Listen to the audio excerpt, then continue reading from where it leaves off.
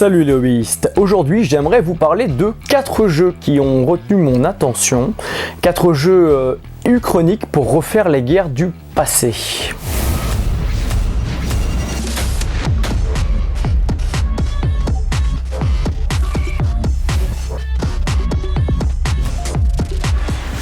Salut les hobbyistes, je suis John de Games of War Studio et aujourd'hui donc on va parler de Wargame uchronique à différentes échelles de différents éditeurs, des jeux qui ont retenu mon attention. Moi je suis un grand passionné d'Uchronie et il faut avouer que peu de personnes ici au Centre Hobby ne jouent à ces jeux. Il y a très peu de monde, ça intéresse très peu de monde hein, clairement. Et jusqu'à maintenant j'en ai très peu parlé sur la chaîne, je commence à peine parce que la chaîne est un reflet de ce qui se fait au Centre Hobby et comme c'est des jeux qui sont très peu joués ici ou qui ne suscitent que peu d'intérêt, j'en parlais pas. Voilà.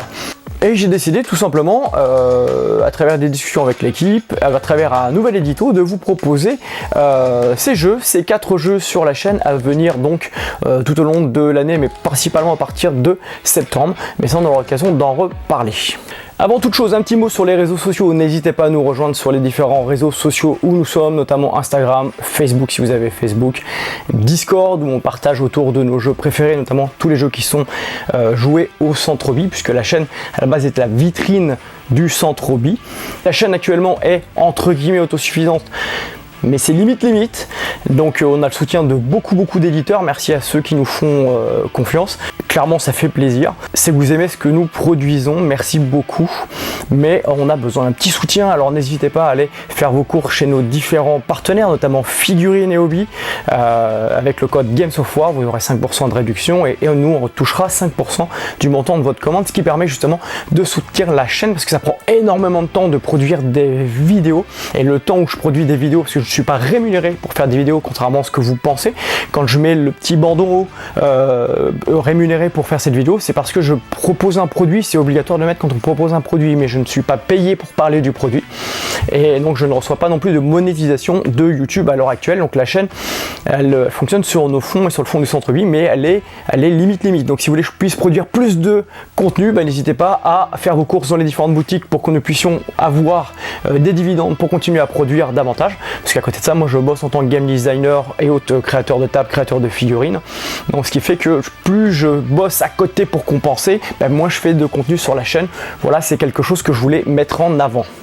Pour commencer, qu'est-ce qu'un jeu uchronique? C'est un jeu en fait qui s'enracine dans l'histoire mais qui joue avec et réinterprète l'histoire. Grosso modo, la Seconde Guerre mondiale pas terminée, la guerre continue après 1945, on est dans une uchronie. La guerre de 1914 donc a lieu, mais il y a des démons qui surgissent de partout, on est dans une uchronie, quoique... Donc voilà, grosso modo, c'est vraiment l'Uchronie, en fait, c'est une version altérée, alternative de notre histoire qui prend à un moment donné un chemin différent. Et moi, j'aime particulièrement les Uchronies pour les possibilités narratives, pour le fait qu'on ne revive pas réellement les guerres du passé.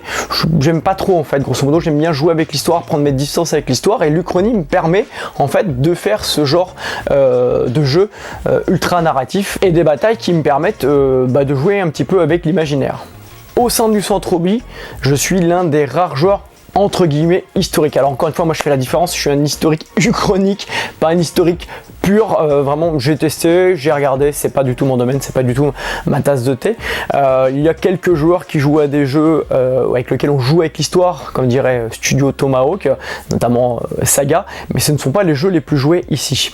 Moi, c'est des jeux que j'ai vraiment envie de mettre en avant parce que c'est des jeux qui m'éclatent vraiment. Donc, je vais vous en parler dans cette vidéo. À commencer par le tout premier qui est sorti récemment et qui commence à faire parler de lui pour la qualité de son jeu et surtout parce que c'est un concurrent en fait à Légion Impérialiste de Game Workshop, tant par l'échelle que pour la qualité du matériel ou la règle de jeu, c'est Armored Clash.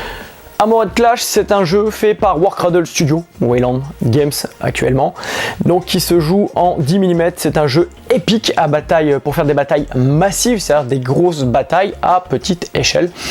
Donc c'est un jeu qui va surtout plaire aux gens qui aiment ce type d'échelle-là. Si vous n'aimez pas les petites figurines et les très grosses armées de petites figurines, passez votre tour.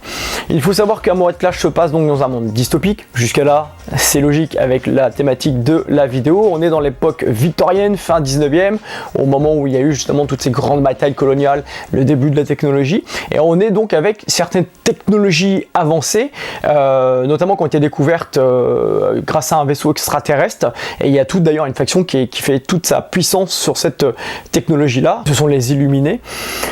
Et donc vous avez plusieurs grandes factions. Vous avez l'Union, en fait c'est l'armée en fait américaine telle qu'on l'imagine, vous savez, à la cluster avec son uniforme bleu, etc. et tout, avec leur technologie propre. Vous avez donc les Allemands, l'Imperium, voilà, il va y avoir bientôt les royaumes de France. Vous avez en fait les empires asiatiques, vous avez la couronne anglaise, vous avez différentes factions donc dans ce jeu. Et l'objectif, tout simplement, c'est de faire de la bataille massive dans cette guerre en fait de pouvoir et de conquête pour les différentes ressources. On est sur un classique au niveau des thématiques de guerre. Ce qui fait le charme du jeu, c'est son écriture. Le jeu est vraiment très très bon. Je trouve qu'il est même mieux écrit que Légion Impérialiste pour le coup. Il offre des possibilités stratégiques et tactiques intéressantes aussi dans son list building. Les figurines sont magnifiques. Elles sont à l'échelle de 10 mm. Donc c'est petit, mais c'est un tout petit peu plus grand que Légion Impérialiste qui est en 8 mm. Par contre, ce qui est intéressant, c'est que les décors sont compatibles. Même si le côté Légion Impérialiste c'est un petit peu plus gothique, grim dark, et on est un peu plus sur du steampunk du côté d'Armored Clash, ça reste compatible. Et d'ailleurs ce qui est drôle, c'est qu'au moment où Légion Impérialiste est sorti, Warcradle Studio avait fait sortir son kit de décor pour Armored Clash tout de suite pour pouvoir justement le vendre, pour que ça puisse être pris pour les joueurs de Légion Impérialiste. Ce jeu me plaît vraiment parce que déjà il y a une grosse diversité aujourd'hui de factions, les figurines sont vraiment très très belles et de bonne qualité. Je vous invite à aller voir d'ailleurs la chaîne d'Urial de Barbou In Game, salut copain d'ailleurs au passage, qui en a fait différentes revues. C'est un jeu que j'apprécie particulièrement par son contexte victorien. Je jouais beaucoup aussi à War Machine et autres. J'ai toujours aimé les jeux un peu steampunk de l'époque victorienne. Et la diversité aujourd'hui de son matériel, la qualité de son matériel, la qualité de son écriture, en font que c'est un jeu que je vais développer sur la chaîne à court terme. La communauté commence à s'étoffer au niveau d'Armored Clash, commence à y avoir du contenu français, notamment Barbou In Game, Love and Wargame. Alors lui il fait ses vidéos qu'en anglais, dommage pour vous les francophones, et pourtant il parle français, hein, c'est un francophone. Mais il commence à y avoir du contenu à droite à gauche. Pas de VF pour l'instant de prévu, j'ai entendu dire que peut-être même que ça se ferait pas, d'après mes sources, ça c'est Légion Distribution. Il m'a dit qu'il y aurait peut-être pas de VF, donc si vous voulez une VF, faut le dire, faut que les fans se mettent à la traduire, pourquoi pas nous, hein, je peux même faire une fiche de référence si ça vous intéresse en français. Le billet de départ, alors différents moyens, il y a des petites boîtes de faction à 35 balles, 40 balles, 50 balles, vous avez la grosse boîte de faction à 120, 130, 140 balles en fonction des boutiques.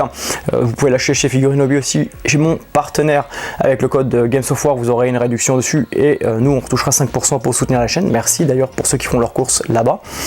Et grosso modo, si vous voulez toute une faction avec tout ce qui est sorti aujourd'hui, c'est à peu près un billet pour jouer vraiment à grosse échelle, billet de 300 €. Voilà, donc c'est pas donné, mais par contre vous avez à gaver de figurines et vraiment du très bon matos. À savoir que si vous commencez avec des petites boîtes, il faut impérativement le deck de cartes, donc les dés et les réglettes spécifiques. C'est à peu près les mêmes d'ailleurs que dans les mêmes autres jeux. D'ailleurs Wild West Exodus sont les mêmes réglettes que pour Armored Clash, donc si vous avez des réglettes de ce jeu là, vous pouvez les utiliser pour Armored Clash. Donc il y a du matériel propriétaire à avoir et ça c'est important parce qu'on peut pas jouer sans. Deuxième jeu que je vous présente rapidement dans cette vidéo qui a retenu mon attention, c'est un jeu qui a fait énormément de bruit, c'est Trench Crusade. On est en 1914 pour le coup, Première Guerre mondiale, guerre des tranchées, Trench, Crusade, croisade. En fait c'est un melting pot des croisades, du combat religieux du bien contre le mal et de la guerre de 1914. Et vous avez un univers assez grimdark, c'est normal, quand on regarde un petit peu qui est à l'origine du jeu. Et moi je vais parler davantage du game design. On a Tuomas Pirinen qui est notamment l'un des auteurs et l'un des game designers de Mordheim, mais pas que, il a travaillé énormément pour Game Workshop. Et dans le jeu on retrouve un petit peu cet esprit un peu dark, un peu Krieg d'ailleurs dans le style, avec par contre des connotations religieuses très très fortes. Donc ça peut plaire ou ne pas plaire aux gens, tant en matière d'imagerie qu'au niveau du lore, du fluff, ça peut aussi choquer certaines personnes, ce que je comprends parfaitement. Il faut savoir qu'au départ moi j'avais été aussi un petit peu rebuté par certains aspects et au final je me suis laissé séduire par le lore. Alors le lore c'est quoi? Un bref résumé, grosso modo les croisés vont à Jérusalem, donc à l'époque des croisades, vont à Jérusalem pour essayer de reprendre en fait la Terre Sainte, et ils déchaînent les enfers sur Terre. Il y a tout plein de démons etc et tout qui arrivent, c'est le chaos, et on se retrouve en 1914 où le bien et le mal combattent. Et le truc c'est qu'il y a différentes factions, et il y a des factions qui ont succombé au mal, et il y en a certaines qui se battent pour le bien avec un fanatisme religieux à leur sauce, et on retrouve des orthodoxes, on va retrouver des musulmans, on va retrouver des factions un peu neutres, on va retrouver des factions typées démonaques, cultistes, etc. Avec vraiment en fait une charte graphique avec une direction artistique très particulière, vraiment très sombre, très grimdark, il n'y a pas d'autres mots, assez horrifique. Le jeu est intéressant, pourquoi? Parce que donc ils ont développé tout le jeu, ils ont fait un Kickstarter, ça a fait un méga boom, mais le petit plus c'est qu'en fait ils ont laissé la communauté pouvoir s'exprimer sur le jeu et sur la création du jeu, c'est-à-dire qu'il y a des studios indépendants, des créateurs indépendants qui ont le droit d'acheter la licence, de créer un contenu en termes de figurines, en termes de règles, etc. et de le proposer après au studio à proprement parler de Trench Crusade. C'est validé ou non, changé ou non, et après c'est proposé au public, ce qui fait que la communauté s'investit énormément. Juste à titre informatif, il y a 44 000 personnes sur leur Discord. C'est incroyable, il n'y a aucun Discord aujourd'hui sur lequel je suis de Warhammer 40 000, même The Old World, tout Game Workshop confondu, où il y a 44 000 personnes. C'est juste assez incroyable. C'est pour vous dire que ça fait vraiment un gros boom, ça a plu énormément, les gens, ça a vraiment énormément accroché. En termes de game design, on est sur un truc à cheval entre, alors c'est moderne, hein, on est sur de l'activation alternée, etc. Mais on est sur un truc à cheval entre du Mordheim et du Necromunda. Le jeu actuellement est dans sa bêta, donc il n'est pas complètement abouti, il va arriver en cours d'année, donc il y a encore des choses qui sont corrigées. Il est vraiment fait pour être joué en campagne, c'est un jeu de campagne, c'est-à-dire que si vous avez envie d'avoir votre petite bande, parce que c'est un jeu d'escarmouche, votre petite bande, et puis la faire progresser, etc., comme on faisait à Mordheim ou à Necromunda, c'est vraiment en fait un jeu pour vous, à condition bien sûr d'aimer la direction artistique, le côté très sombre, horrifique, religieux, et puis d'aimer en fait tout simplement la guerre de 1914 uchronique, parce qu'on est vraiment, les tranchées ont une place hyper importante, donc sur vos tables de décor c'est important de les représenter. C'est ce qu'on a fait d'ailleurs, on a fait une table spécifique pour ça au centre-ville, puisque là pour le coup il y a un petit peu plus de gens qui ont accroché à Trench Crusade plutôt qu'à Armored Clash. Un point intéressant aussi, c'est que toutes les figurines sont achetables en STL, vous pouvez les acheter, les figurines officielles, les imprimer chez vous, faire vos conversions, etc. Trench Crusade est un jeu qui invite réellement en fait au retour du hobby, c'est-à-dire à la conversion, à la création, à faire des belles tables, etc. C'est vraiment un jeu qui pour moi remet le hobby, le modélisme en fait tout en haut avec ses possibilités. Enfin, du hobby même à l'ancienne, combien même on utilise l'impression 3D, il y a de vraies possibilités, c'est une vraie invitation à la création, ça je trouve ça absolument génial. À savoir que pour ceux qui sont un peu rebutés par l'impression 3D, qui n'ont pas accès à une impression 3D, oui, parce qu'il y en a encore, il faut arrêter de dire que tout le monde a une impression 3D aujourd'hui, il y a encore des gens qui sont isolés ou qui n'ont pas d'impression 3D dans leur environnement, chez leurs copains ou dans les associations. Vous allez pouvoir avoir des kits plastiques, ça a été annoncé par Tuomas Pirinen à l'UK Game Expo, donc vous allez avoir des kits plastiques qui vont arriver d'ici peu, je pense que sans trop me devancer, je pense que c'est Archon Studio bien entendu qui va les produire. Je pense pas que ça soit un spoil, ça n'a pas été dit officiellement, mais aujourd'hui c'est les seuls qui sont capables de produire de la figurine pas chère et en grande quantité, de très bonne qualité. À voir, à confirmer. Trench Crusade pour moi c'est le jeu le moins cher de ceux que je vous présente. Pourquoi? Il suffit de vous faire imprimer ou d'imprimer vous-même en fait un plateau. Je me suis imprimé un plateau avec tout ce que j'avais envie, avec des pièces de conversion, etc. J'en ai eu pour 6 €, à savoir que j'ai acheté les STL en amont et j'en ai eu pour 6 € d'impression, donc ça fait à peu près 36-40 balles quoi, et j'ai ma faction complète, voilà. Donc ça c'est plutôt cool, c'est hyper accessible, vous pouvez vous faire imprimer par les copains, etc. Bref, bof, ou attendre les kits plastiques qui vont arriver par la suite. Se faire une table de jeu par contre c'est un peu plus cher. Vous pouvez jouer bien sûr sur des tapis avec des décors d'impression 3D, etc. Mais honnêtement, je pense que vous jouez sur une vraie table en 3D bien faite et tout. Vraiment du modélisme à l'ancienne, c'est vraiment plus classe, surtout que le jeu s'y prête. L'univers s'y prête vraiment bien. Troisième jeu, c'est aussi l'un de mes préférés, c'est Conflict 47. C'est quoi? C'est un jeu qui a été développé, récupéré par Warlord Games et qui est développé actuellement de manière exponentielle avec notamment Andy Chambers et Gabe Thorpe qui sont des grands noms de Game Workshop et qui ont donné en fait ces lettres de noblesse à Conflict 47 en faisant un jeu à proprement parler. Le jeu est basé sur le système de Bolt Action, donc là actuellement maintenant Bolt Action version 3, d'ailleurs l'AVF est arrivée. Et vous êtes dans une uchronie de la guerre. La guerre ne s'est pas terminée en 1945, 1945, les Américains ont balancé des bombes nucléaires, ça a créé des failles. Dans ces failles, il y a eu des ondes, des informations qui sont passées, ils ont découvert des nouvelles technologies grâce à ça. Et donc la guerre continue en 1947. C'est bien sûr un condensé très grossier de l'histoire. Je peux faire encore une fois des vidéos de lore sur les différents jeux que je présente aujourd'hui. Il suffit de le demander dans les commentaires et s'il y a suffisamment de personnes qui sont intéressées, je le ferai. Donc Conflit 47, c'est une uchronie et la particularité, c'est que grâce à la technologie du Rift, donc des failles qui ont été créées, c'est que vous avez en fait des mutations ADN où il y a des loups-garous, vous avez des vampires, vous avez des ours combattants, mais d'un autre côté vous avez des zombies aussi. D'un autre côté vous avez des marcheurs de combat, vous avez de très gros marcheurs. D'ailleurs je pense que l'identité, l'ADN en fait de Conflit 47 tourne autour de ça, c'est-à-dire que c'est hyper intéressant de sortir de l'armée classique type bolt action et rajouter ces éléments là qui font vraiment le charme, le goût de cet univers uchronique.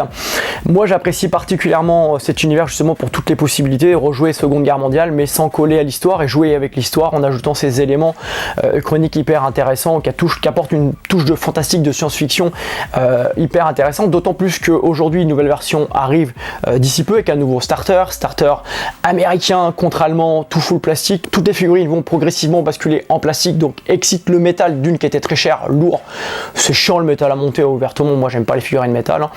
Je sais pas ce que vous en pensez, vous dites-le dans les commentaires, mais je trouve que les figurines métal aujourd'hui, enfin voilà, c'est plus intéressant quand on voit la qualité de ce qu'on a, soit en résine, soit en plastique, qui plus est le plastique aujourd'hui devient vraiment intéressant au niveau rapport qualité-prix. Le métal, il n'y a pas de raison de s'emmerder avec. Donc voilà, donc on va avoir des nouveaux kits plastiques progressivement et toute la gamme va être remplacée. Donc ça c'est aussi un point important. Donc là on arrive sur une nouvelle version avec des noms hyper connus, avec des figurines plastiques, avec une version qui va mettre l'accent aujourd'hui sur le côté uchronique, science-fiction avec la technologie du Rift, etc. Donc qui va essayer de le différencier de Bolt Action, combien même c'est le même moteur. Donc si vous aimez pas Bolt Action, il y a des bases bien entendu qui sont reprises, mais vous avez des petits trucs en plus qui donnent son goût en fait à Conflit 47 et qui en fait un jeu vraiment à part si je puis dire. Donc c'est un jeu que vous allez voir bien entendu sur la chaîne. Conflit 47, à l'heure actuelle, les boîtes de base coûtaient entre 90 et 120 € selon les revendeurs, une moyenne de 100 €.